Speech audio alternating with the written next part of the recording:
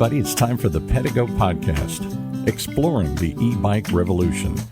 Join us each week as we talk with the entrepreneurs behind this movement and the love stories of those just riding along. Brought to you by Pedego Electric Bikes.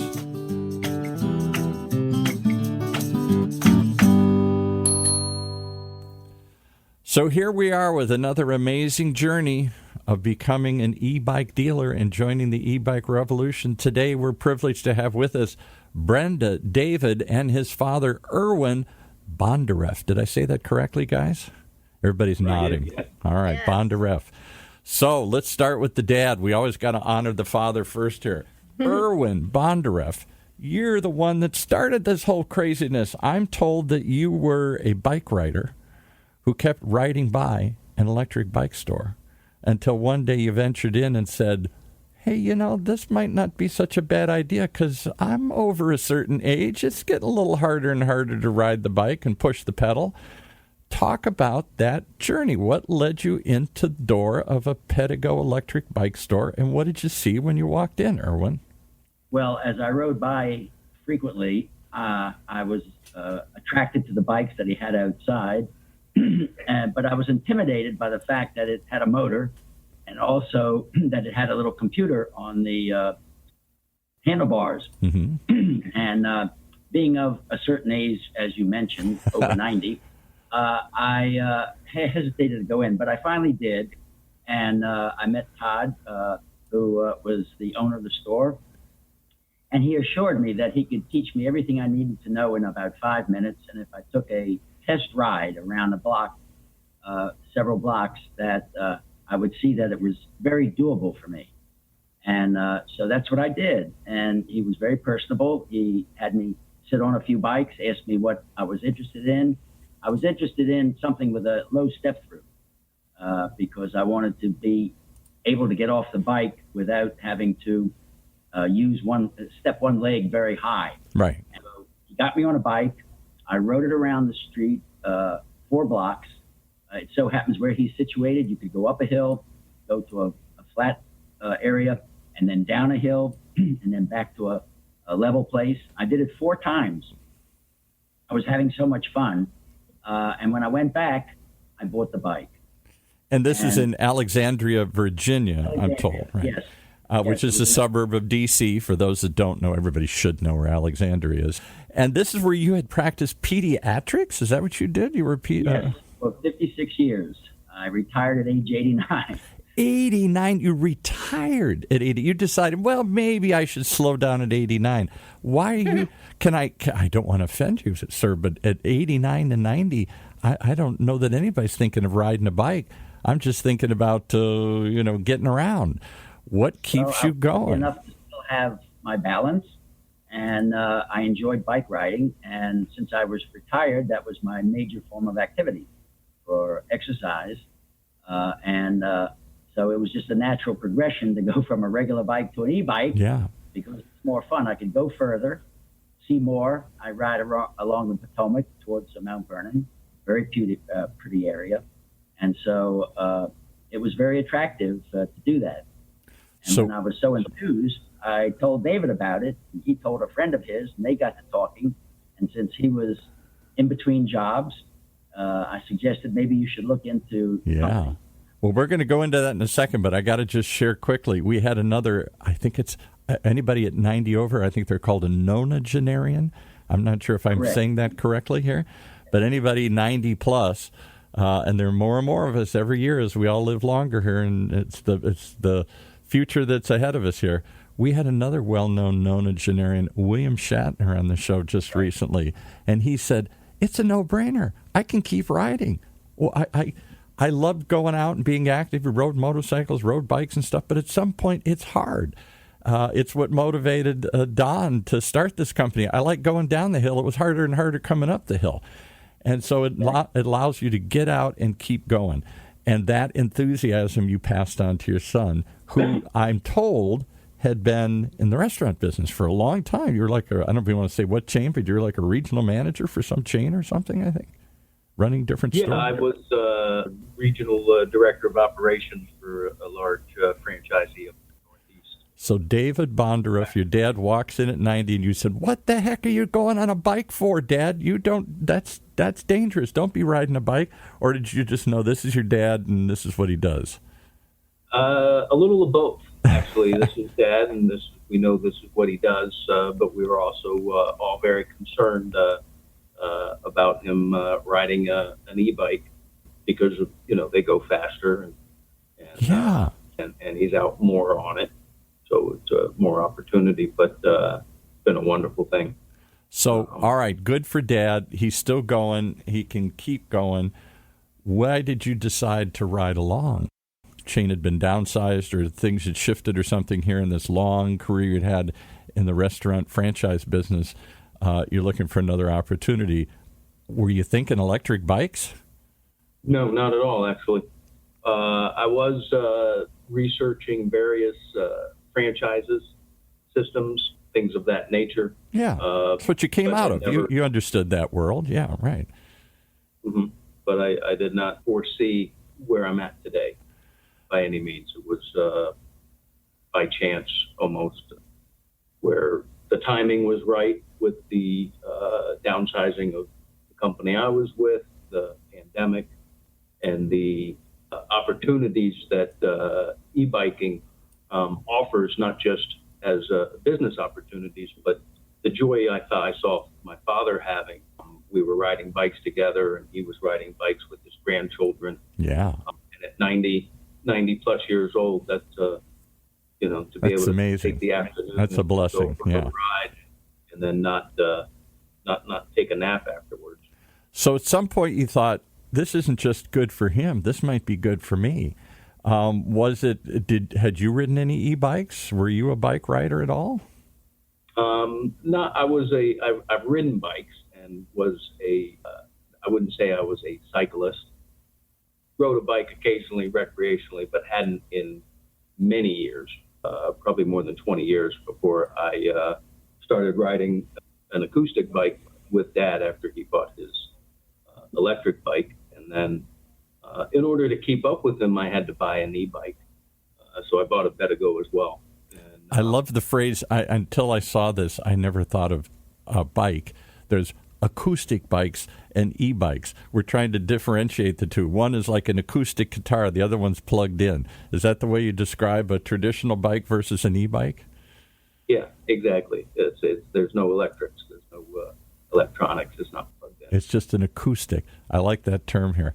All right, so now you're thinking, maybe there's an opportunity if they can get my dad to ride into his 90s here, and we're having so much fun.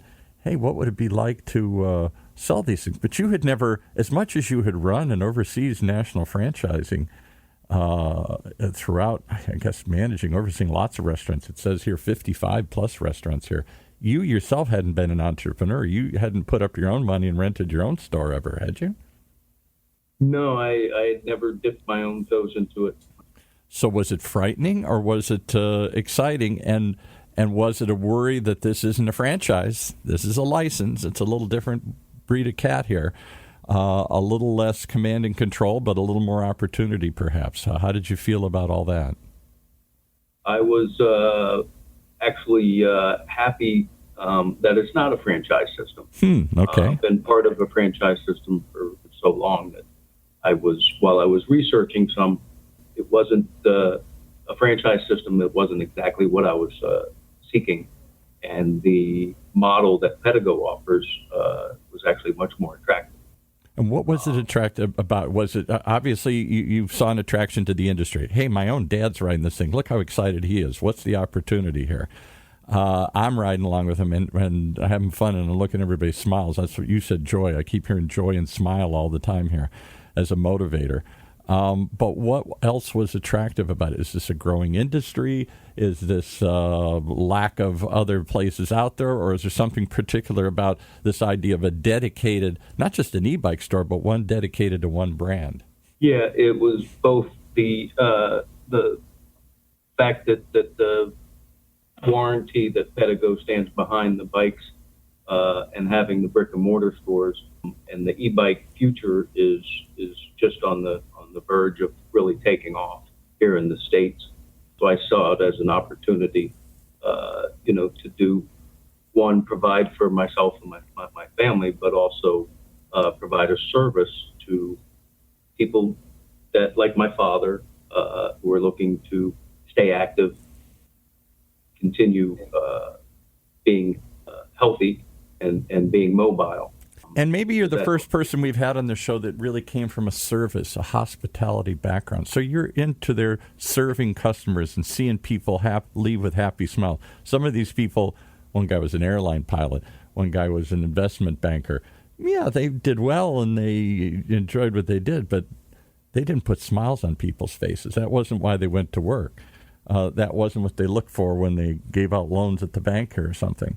Talk about that. Extremely service-oriented here, based on our backgrounds.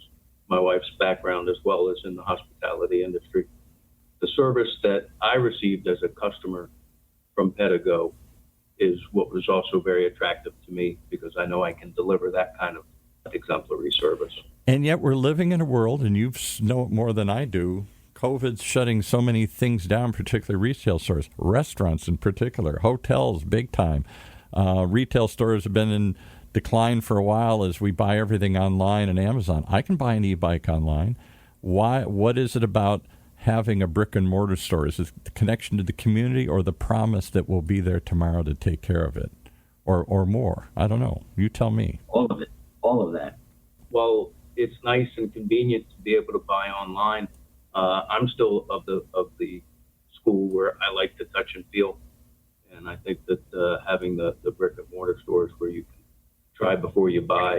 I think it's a key. I don't know where I can try before I buy anything. Let's bring your wife in. We've talked about her here. She had the same kind of background, plus she was also, I'm told, a certified nurse's assistant. So you were taking care of people affected by COVID, and before that, you worked in the retail, in the hospitality industry and service and management.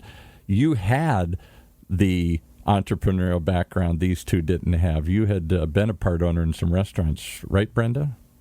Yes. Back in my 20s, owned 2 restaurants, very small restaurants, breakfast and lunch restaurants. So I kind of knew, what we're getting into. How scary it would be, and wondering, are customers going to walk through the door? Or Well, and when they walk through the door, the other thing that surprises me is the connection you all seem to have with these customers. There are lots of retail stores. There's a grocery store. There's a hardware store. I don't know that the customers come back and know everybody's name and glad you came, like the cheers mentality in restaurants. And restaurant business, that's big. I want you to feel that this is part of the family and this is your place and your seat. Most retail stores, it's just transactional. I'm glad you're here and we'll take care of you, but I don't expect to see you again. Do you end up seeing a lot of these customers over and over, not just to service the product once in a while, but to ride along with them or just to hang out with them? I find that totally fascinating, if that's true in your case, too. Oh, yeah. They actually come by and say hi. We have a few customers that do that on a regular basis. And when I do test rides with people, I always tell them, just come back and we'll do test rides. It's so much fun. And then at the farmer's market, we have people, when I advertise on Facebook, we're at the farmer's market, we have our customers come by on their bikes and, just stop by and say hi and talk to our customers. So, Erwin, you were a successful pediatric doctor in Alexandria, Virginia, this upscale suburb of Washington, D.C. Did all your clientele just stop in just to say, hi, Doc, how you doing? No, but having been there for so many years, I got to see sometimes in the office a grandmother, a mother, and a child, all of whom I took care of. Yeah, right. So 3 generations, and that's pretty nice. And I get Christmas cards from many, many patients over the years. So is this that kind of business, David? Do you anticipate 50 years from now, you're going to see 3 generations of people riding your bikes here and bringing their kids and their grandkids along to get their first bikes? Is that what we're dealing with here? Are you giving birth to a whole new lifestyle like your dad did there? I hadn't thought of it that way, but quite possibly, yeah. The e-bike is the bike of the future. Yeah, I could see that.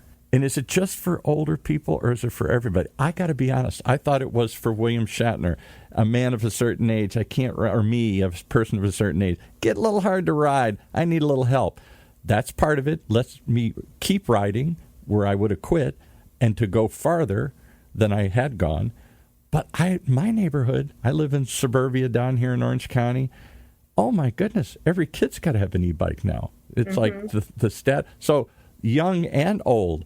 I don't know if there's any. I guess there's still some in the middle that want the strenuous of the 100-mile ride, and they're serious bikers and all that. I get that. You can still ride these things if you want. You can turn the motor off. There's nothing to say you got to do it.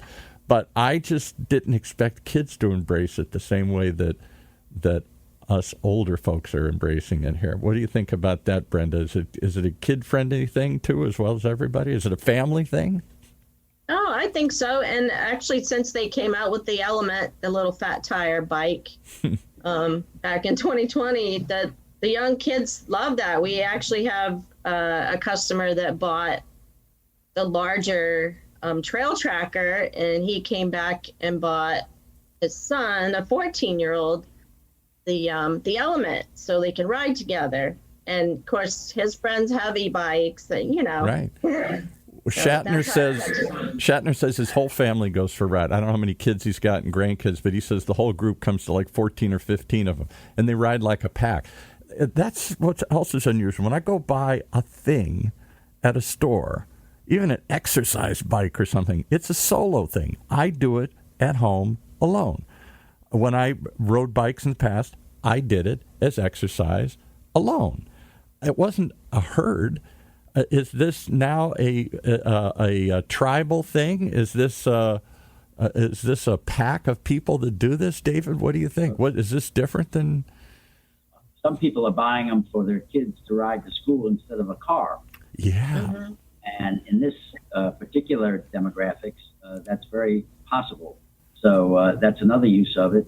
And we have young families who are putting car seats on the back of them.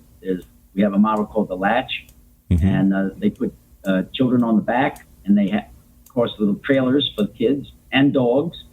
And dogs, you got to bring your dog along. All categories of age, from mid-teenage to as far as you want to go. Erwin, you keep saying we. Like you're part of this thing. You're not part of this deal. You're retired. You're done. I don't know how useful I am, but I do come and spend a lot of time here selling bikes. He's a big part of it. I started out in the grocery business. My father had a grocery store. Really? Okay. When I was growing up, and I was expected to be there to not only clean and stock, but to sell and to help customers. And in those days, it was all service. There was no self-service grocery store. No, that's right. Yeah. I learned at a very early age how to deal with customers. I'm dating myself, but I remember watching Dobie Gillis, and his father had a little grocery store, and they were all a little independent, and you stocked everything on the shelves and selected it and cleaned it and everything. You were a little merchant, and you got to know the neighborhood, what they liked, what kind of peas and cornflakes and stuff, and you had to get this selection and assemble it yourself. You weren't part of a chain that just the truck pulled up and delivered it to you here. So Brenda, he comes home and says, Dad's doing this crazy e-bike thing. Oh, there he goes again here. I'm thinking, am I crazy? I'm thinking we should ride along. What did you say? Honey, I've been there. The last thing we're going to do is put our money in the middle of COVID into a retail store selling e-bikes. Come on, honey. I did think that at first. But then once I actually got on the Pedego, I was like, okay, I'm in. I'm totally in. Is that it? Is that what closes the deal? Because you're about the 12th dealer that's come on and said, I wasn't sure until I got on. And one of them even said, have you been on one? Because I said, why did you do this? And they're like, well, if you've been on one, then you know. Is it that simple? Yeah, because it's all about fun, and we're selling fun. And actually, the first time I got on one of those bikes, a Pedego, all the memories when I was a kid all came flushing back. It was just, and I was like, oh my God, this is so much fun. Can I put a playing card on the wheel and with a clothespin and make it click and clack like I used to do? Yeah, I told David we need to do that on our rentals. Yeah, let's put some little, so you hear that click. I don't know what was so cool about that, but we customize it. Do they customize these bikes? Do they make them their own? Do they give them a name? Do they custom paint them? I don't know. I had dealers said, yeah, I'm honest to God, people want to custom paint them and do things and stuff. Any of that going on, or are they just taking it off the... People definitely want to personalize their bikes. They name them. They mix and match different color fenders. They ask for custom paint schemes as well. What is it about this, Erwin, that makes people so personally passionate and connected? Is it just that? Am I just missing the obvious? It's fun? Or is this somehow getting people out and getting social at a time when nobody's social, everybody's stuck at home? Is this somehow getting us back out on the road again here? Oh, I think that COVID was a big stimulus. People were not going on faraway vacations. So they looked around and, there's a few bikes in our garage. We haven't used them in years. So then they got on those, and then they see electric bikes going around. Yeah. And Brenda's right. The bikes really sell themselves. Once you get on them, it's such fun. They feel so comfortable, and you've got that extra little push if you need it. Right. It's a new experience. They've conquered something different. Yeah. And yet it's a familiar thing because they all rode bikes as children. And we have people commuting. We're in an area where you can commute to the government in Washington from nearby Maryland and Virginia within 30 minutes. Yeah, right. And so more and more people are buying commuters. There's one of the models is called a city commuter. And it's a really fascinating bike, and people love it. And so we're trying to convert people. The cities are also cooperating by making more bike lanes. Yeah, that's for sure. And bike-friendly roads.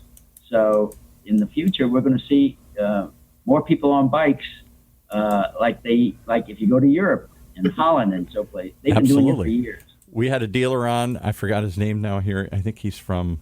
I'll blow it if I come up with where he's from. And he had been a colonel in the Air Force and stationed at the American Embassy in London, some high-level job. And it was hard getting through London traffic. So he picked up an e-bike almost by accident and then started having so much fun wandering the streets. And so it was so unique. When he retired from the Air Force, he said, I'm going to sell e-bikes. People thought he was crazy. He's like a chief procurement officer or something. And you're going to sell e-bikes? You've never even had a little store. And he came back to, I think it was Charleston or someplace like that. Someplace in, it was Myrtle Beach. That was it, Myrtle Beach, where he came back to. And I hear that over and over again. And we've had a couple dealers that said, I didn't know that I was going to do this. But when I opened an e-bike store, a lot of them, this is their second career, like it is for you guys here, they gave up a car. Any thought of that? I'm a car person. Oh, my God, to give up one of my cars ever? Does a bike replace a car at some point in time here? Yeah, we're actually looking to move closer to the shop just so we can do that. Look at that, see? One vehicle, have one for the business, and then commute. So what started as fun, what started as a way to get out again and ride and a social activity might actually be the transportation alternative of the future. One car and one e-bike, or a couple of e-bikes. What do you think, Erwin? Are we on to the future here?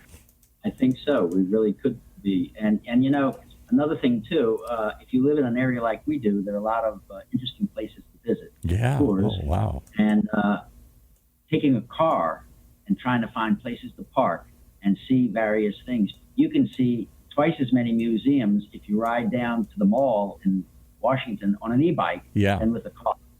And stop off at a restaurant and have a beautiful day. And make a day of it, right. And you really see things. What do you think, Brenda? When you're on a bike, you somehow see the world. That's what a couple of people have said. This guy in London said, I saw London in a way I'd never thought I would. I felt the air. I smelled the neighborhood and the flowers or the shops or the food or whatever going by. When I'm in a car, the window's up, I'm in my bubble, I'm just racing through all this. I'm not aware of it. What do you think, Brenda? Is it more engaging? Absolutely. It actually brought another memory back to me. When David and I used to have a motorcycle, and when you ride on a motorcycle, you get that same feeling. Yeah. You smell, the pine trees or the flowers, or they're in the cicadas. You're talking to a guy who grew up on Easy Rider, and like people my age, all my buddies have Harleys. We're all going to be wild and born to be wild again here. Yeah. We get out and free, baby. Yeah, and so it has some of that. You just enjoy it much more. You don't come back all sweaty and tired and exhausted, and like David said, you need a nap. No, you don't. You don't need a nap after that. And you're engaged in the world again. You're not removed from it. You're not in a bubble. You're not in a subway. You're not in a car. Yeah. Riding an e-bike or a bike in general, just it exhilarates the senses, like you said, all the smells. Yeah. In a way I never would have thought of. Yeah, I didn't. But here's what I'm hearing. This is creating new memories as your father into his 90s. I won't even ask how far into his 90s he is. He looks better than I do. He's sharp, alert, and everything else here. It's creating new memories as you get out in the world and get with others. And I never thought of this, sparking all those old memories, like Brenda said, when you were a kid riding a bike here. It's kind of new memories and old memories coming back together again here. Well, I will remember this show because you guys, if nothing else, Erwin, here's the last question, Erwin. How long? You going to ride into 100? You going to come back when you hit 100 and you're still riding a bike? Well, I don't know. I'm 91 and a half. 91 and a half, okay. I want to keep a little ahead of William Shatner. He just turned 90. He's only 90. Yeah. He just had his hip replaced so that he can continue riding the bike. There you go. And Erwin said, I need to go to space like Yeah, Shatner. He why said not? that the other day, too. I'm like, why not? Do it. Why not? You're showing that there's a whole new definition of getting older coming up, and it's guys like Shatner and closer to a Erwin. younger group of people. I don't want to be around people pushing walkers. I want to be around people riding e-bikes. Yeah, pushing pedals and stuff. Yep. Well, I have no doubt that you're going to do it here. I'll leave you with one last story. Another guy, I think he was in New Jersey. I forgot. I'm sorry. You all kind of have these similar, wild, amazing stories. And he talked about similarly too. He bought an e-bike store because his father, who was, I don't think he was in his 90s, but he was older, went out and started extolling the virtue of this. And he brought one home, like his dad wanted to do this. He brought one home, and his dad, unfortunately, was sick at the time. And he said, here, Dad, just try this right around the block. He came back like 2 hours later. He thought, oh, my God, I killed my dad.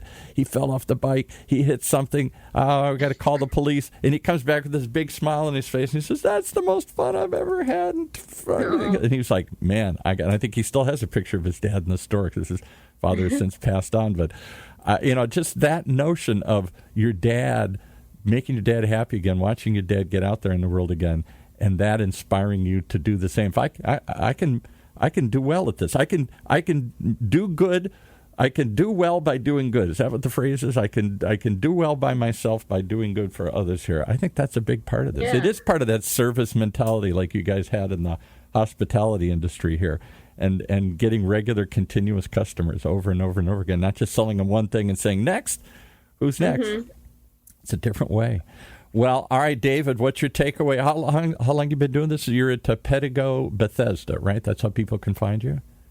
Pedego Bethesda in Bethesda, Maryland. We opened up in May of 2021. Right, So in the middle of the pandemic, you opened a retail store, and it's blossoming, and people are riding along, and you see even more ahead here. Where do you think this goes? Is this your calling for the rest of your life here? Is this more stores in the offing? I don't know. Where does it go, you think? I think so. I'd like to see us grow. I get a tremendous amount of enjoyment from it so far. While it's running a shop and I'm here every day, it's really not hasn't seemed like work at all. Yeah, right. Well, you got to get a store for Erwin. When he hits 99, he's got to get his own store here. Yeah. I think that's in the offing here. Yeah, we'll have his own Gray Panther Club here, and they'll go out riding together here or something. Do you ride with any other nonagenarians? Or you don't ride with anybody else, Erwin? Or is it just... No, I haven't found one. That I live in a high-rise in Alexandria, and some of the people in the 60, 70 range have bikes and ride them. And as I see them going in and out of the building with my bike, I try to convince them to try an electric bike. Yeah. So maybe I will convince someone someday in the future to take a ride with me. Well, why not? Let's take I'm going to go back to the 60s. Let's take a ride on the wild side here. Born to be wild. I think that's part of the appeal of all this thing. It's a very appealing story, and I thank you guys for letting us ride along and share it with us today here. How do they reach your store again here? Just give us one more time. Pedego Bethesda? Pedego Bethesda. And where are you located? For those listening near enough to go see you, where in Bethesda are you here? We're located at the Shops of Bethesda at 4926 Hampton Lane. We're next to the Montgomery County Liquor and Wine Store. Of course. Everybody knows where that is. Right? All right. Well, thanks for riding along. I enjoyed it, and I hope you'll come back when your dad hits some more milestones. I want to see like 95, 99, 100. We got to have a big celebration when he's got to get out on that bike at 100 here. As do we. As do we. Yes. Absolutely. I have no doubt we're all going to be there. All right. Thanks for joining us here. Thanks for having me. Thank you. All right. Well, there you have it, folks. The one reason you got to tune in each and every time here as we continue to ride along on the e-bike revolution. It's the Pedego Podcast, brought to you each week by the good folks at Pedego Electric Bikes. Tune in and ride along as we talk with the entrepreneurs behind this movement and the love stories of those just riding along. Right here in Orange County's only community radio station, OCTalkRadio.net.